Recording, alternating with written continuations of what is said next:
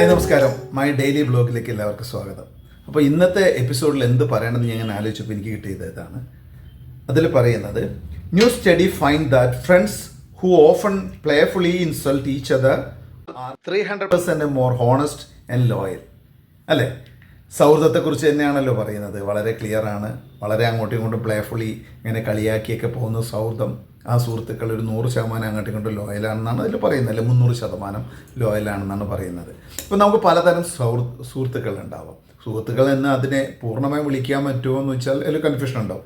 പെട്ടെന്ന് വന്നു ചേരുന്ന ചില സൗഹൃദം ഉണ്ടാവും. അത് ചിലപ്പോൾ ഒരുപാട് ലോങ് ലാസ്റ്റിൽ പോകും. ചിലപ്പോൾ ചൈൽഡ്ഹുഡ് മുതലേ നമ്മളോടുള്ള അവൻ വിളിക്കുന്ന രക്ഷയില്ല, എന്ത് ചെയ്യണം എന്ന് വിചാരിച്ചെടുക്കുന്ന ചില സൗഹൃദം ഉണ്ടാവും. ചിലത് എടാ നീ എവിടെയാടാ കൊരങ്ങേ എന്നൊക്കെ പറഞ്ഞ് I am sorry to say that അങ്ങനെ പല പേരുകളിൽ വിളിക്കുന്ന വളരെ നമ്മൾ ഓമന പേര്, മറ്റാർക്കും അറിയാത്ത വളരെ കിത്തൻ കീനായിട്ടുള്ള പേരുകളൊക്കെയുള്ള കുറേ തരത്തിലുള്ള സൗഹൃദം ഉണ്ടാവും. അതുപോലെ ഓപ്പർച്യൂണിസ്റ്റായിട്ട് ചില സാഹചര്യത്തിന് കണക്കായിട്ട് അവസരത്തിനൊത്ത് സൗഹൃദം നടിച്ചു വന്നു പോകുന്നത്.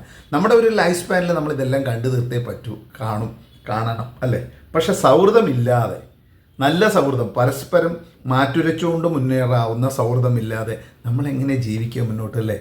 നമ്മളൊരു സോഷ്യൽ ആനിമലാണല്ലോ ഹ്യൂമണൊക്കെ. അപ്പം നമുക്ക് പരസ്പരം കണ്ടും കേട്ടും കൊടുത്തും നേടിയും അങ്ങനെയൊക്കെ മുന്നോട്ട് കൊണ്ടുപോകുന്ന പലതരം, അത് ജെൻഡർ നോക്കാതെയും ഉണ്ടാവും ചില സൗഹൃദങ്ങളല്ലേ. ചില എന്താ പറയുക, നമുക്ക് പറയാൻ പറ്റില്ല, ഏജ് ഉണ്ടാവത്തില്ല, അതിന് ജെൻഡർ ഉണ്ടാവില്ല. പക്ഷേ സൗഹൃദങ്ങൾ ഡെഫിനറ്റ്ലി നമ്മുടെ ലൈഫ് സ്പാനിനെ ഊട്ടി ഉറക്കുന്ന, മുന്നോട്ട് നല്ല രീതിയിൽ പുഷ് ചെയ്യുന്ന, എന്തുവാടെ എത്ര നേരമായി കിടന്നുറങ്ങുന്ന, എഴുന്നേറ്റ് പോകാറായില്ലേ എന്ന് പറയുന്ന സൗഹൃദങ്ങൾ വരെയുണ്ടാവും.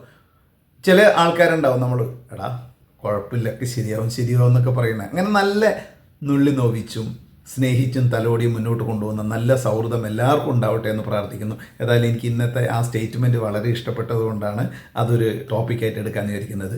നിങ്ങൾക്ക് എന്തെങ്കിലും ഇതിൽ വിയോജിപ്പുണ്ടെങ്കിൽ നിങ്ങൾ പറയണം. സൗഹൃദം കൊണ്ട് കട്ടപ്പുകയാണ് എൻ്റെ ജീവിതം എന്ന്.